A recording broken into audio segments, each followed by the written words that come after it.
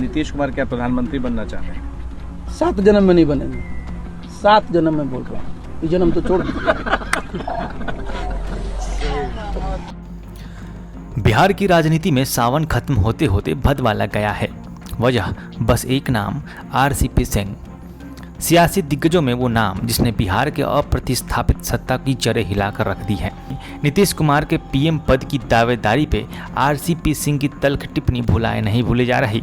नीतीश कुमार क्या प्रधानमंत्री बनना चाहते हैं? 7 जन्म में नहीं बनेंगे, 7 जन्म में बोल रहा हूँ, ये जन्म तो छोड़ दीजिए। कौन है आरसीपी सिंह? क्या है उनका नाता नीतीश कुमार से और क्यों उनके तेवर बदले बदले से हैं? इन सब रिश्तों को जरा विस्तार से समझ लेना जरूरी है। कभी नीतीश कुमार के सबसे करीबी माने जाने वाले और जदयू का चाणक्य कहे जाने वाले आरसीपी सिंह पार्टी में दूसरे नंबर के सबसे ताकतवर व्यक्ति के रूप में जाने जाते हैं। मूल रूप से नीतीश कुमार के ही गृह जिले नालंदा से आते हैं, जाति के कुर्मी हैं और उत्तर प्रदेश कैडर से आईएएस अधिकारी रह चुके हैं। आईएएस लॉबी में उनकी पकड़ तभी से मजबूत मानी जाती है। इसका फायदा उन्हें कदम कदम पर मिलता रहा है। कहाँ फायदा मिला है वो हम आपको आगे बताएंगे। अब जरा अतीत में चलते हैं। साल 1996 की बात है, जब देश में भाजपा शासित अटल बिहारी वाजपेयी की सरकार थी।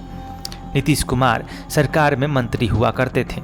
तभी उनकी नज़र आरसीपी सिंह पर पड़ी थी। तब आरसीपी सिंह केंद्रीय मंत्री बेनी प्रसाद वर्मा के निजी सचिव के तौर पर काम किया करते थे। प्रदेश में अपने गांव अपने जात का एक आदमी मिला। शायद ये भी एक वजह रही होगी कि 1998 में जब रेल मंत्रालय का पदभार नीतीश कुमार ने संभाला तो आरसीपी सिंह को अपना विशेष सचिव बना लिया। दोस्ती तभी से है और काफ़ी मजबूत होती रही है। समय बीता, 2005 के विधानसभा चुनाव में बिहार में एनडीए की सरकार बनी और नीतीश कुमार ने बिहार के मुख्यमंत्री के रूप में शपथ ली। आरसीपी सिंह को नीतीश कुमार ने बिहार बुला लिया। साल 2005 से 2010 तक आरसीपी सिंह बिहार के प्रधान सचिव रहे। ये वही दौर था जब आरसीपी सिंह की पकड़ जदयू में मजबूत होती चली गई।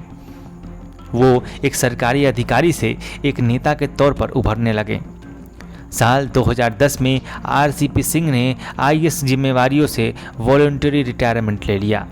वजह कोई छोटा मोटा पद नहीं बल्कि राज्यसभा का दरवाजा था। नीतीश कुमार ने आरसीपी सिंह को जदयू का प्रतिनिधि बनाकर राज्यसभा भेजने का फैसला कर लिया था। यह वही मौका था जब आरसीपी सिंह और नीतीश कुमार के मजबूत भरोसे की नींव जग जाहिर हो गई थी। अब शुरू होती है रिश्तों में खटास की कहानी।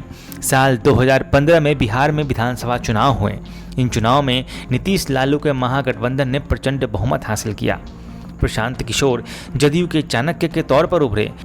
ये वो वक्त था जब जदयू में प्रशांत किशोर को तवज्जो मिलना शुरू हुआ। आरसीपी सिंह का ग्राफ गिरने लगा।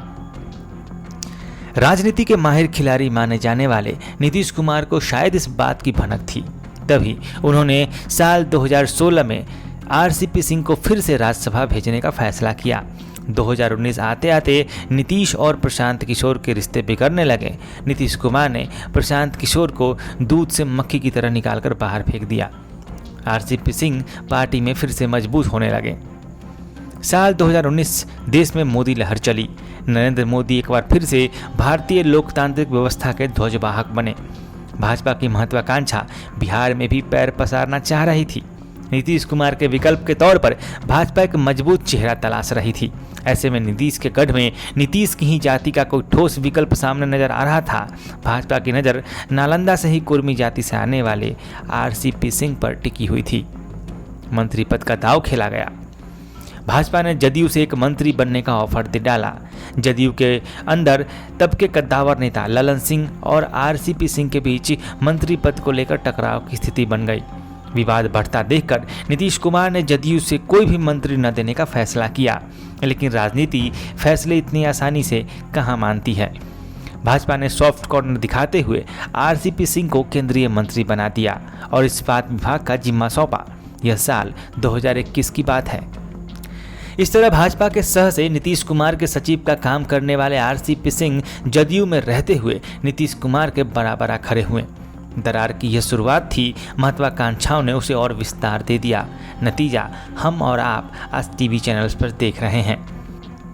आरसीपी सिंह की पहचान सिर्फ राजनीतिक ही नहीं बल्कि एक प्रशासनिक अधिकारी के तौर पर भी बेमिसाल जानी जाती है।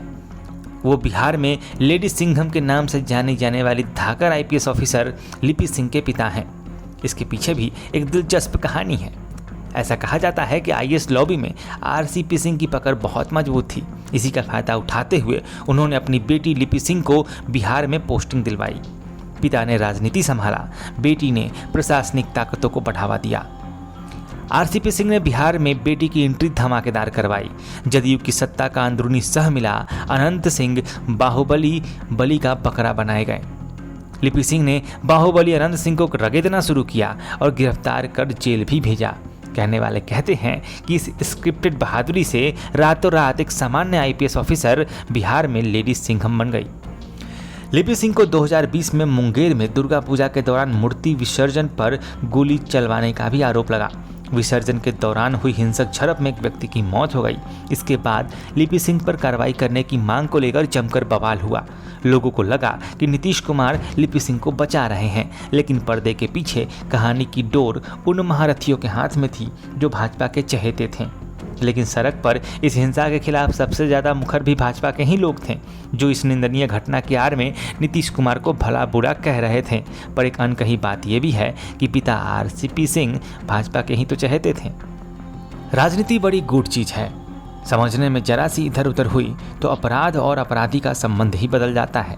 फिलहाल आरसीपी सिंह को लेकर पनपा विवाद बिहार के सत्ता को डमाडोल कर बैठा है। हालांकि नीतीश कच्चे खिलाड़ी नहीं हैं, वो हैं तभी भाजपा है। आज भी नीतीश की हैसियत इतनी है कि जिस करवट वो बैठ जाए मंत्रिमंडल उधर ही लगती है। लेकिन सियासत की सुबह का सूरज कौन होगा यह कहना अभी मुश्किल है। आज के लिए बस इतना ही। प्रकाशवाणी पर आज पॉलिटिकल किस्से के इस एपिसोड में आप आरसीपी सिंह के बारे में देख रहे थे। बहुत जल्द मिलेंगे बिहार के किसी नए राजनीतिक धुरंधर के बारे में आपके सामने कुछ नई जानकारियां लेकर। फिलहाल अगर आपको ये वीडियो पसंद आया हो तो इसे लाइक कीजिए। हमारे वीडियो को यूट्यूब पर देख रहे हैं तो हमारे चैनल को सब्सक्राइब कीजिए। फेसबुक पर देख रहे हैं तो इस पेज को लाइक कीजिए और अपने सुझाव और विचार हमें कमेंट में जरूर बताइए। स्वस्थ रहिए, सुरक्षित रहिए। इच्छा और पहले से भी जब चुनाव हुआ तो तब भी लोगों ने बताया था। जीतने वाले ने कहा कि हमको कोई सपोर्ट नहीं किया और हारने वाला तो सब कहा कि बीजेपी वाला है। तो एक एक बात था, हम लोगों के यहाँ बातें दूसरा है। हम किए रहते थे। अब बाद में धीरे धीरे देखे कि भाई अपने दल को सुरक्षित रखना है। जी सबकी इच्छा है तो उसको देखते हुए न करेंगे। आरसीपी सिंह कितना बड़ा कारण है? बहुत गड़बड़ किया किसी का भी, जिसको सबसे अधिक दिया। आप सोचिए ना, 2020 के दिसंबर में अपनी जगह हम बना दिए और उसके बाद ही जो रूप आने लगा सब कुछ का सबका आने लगा और तब जाकर के तो हमने कहा दिया छोड़ दीजिए 6 महीना के अंदर। जब केंद्र में मंत्री बने तो हमने कहा छोड़ दीजिए और इनको बना दिया। आप जानते ही ललन जी को, तो ये हो गए। तो 6 महीना के लिए रहा। आजकल रोजे लिखता है कि ये थे पूर्व पर कोची थे, कोई बनाया था पार्टी। अरे हम ही ना लोगों को कह दिए कि अब हम छोड़ रहे हैं और हमारी इच्छा है इसको बना दें। तो लोग मेरी बात मानते रहे पार्टी का सब लोग। और उसके आगे भी कभी कोई इधर उधर होता है और कोई जब इधर उधर करके और दल के हित में काम नहीं, सारी रिपोर्ट आ रही है, सब कुछ आ रहा है, तो उसमें क्या दिक्कत है? तो देखे नहीं तो अपने आप ने छोड़ दिया। कौन जानता था कहां से कहां किसको हम लोग बनाए। अब अपना कुछ बोल रहा और मेरे ही बारे में कुछ से कुछ बोलते रहता है। बुद्धि खत्म हो गई तो क्या हो गया? कौन कौन चीजें आप मेरे सामने अगर कोई बैठते हैं पार्टी के लोग तो आप सोच सकते हैं जिस आदमी को इतना अधिक हमने सम्मान दिया अब वो इस तरह की बात बोलता है। आप जान रहे हमारे दल से जुड़े हुए जितने लोग उनको कितनी तकलीफ हुई है, कितना दुख हुआ है कि इस तरह की कोई बात बोलता है। तो इसलिए वो सब छोड़ ना दीजिए भाई। हम कहां से कहां ला करके कहां से कहां पहुंचाए।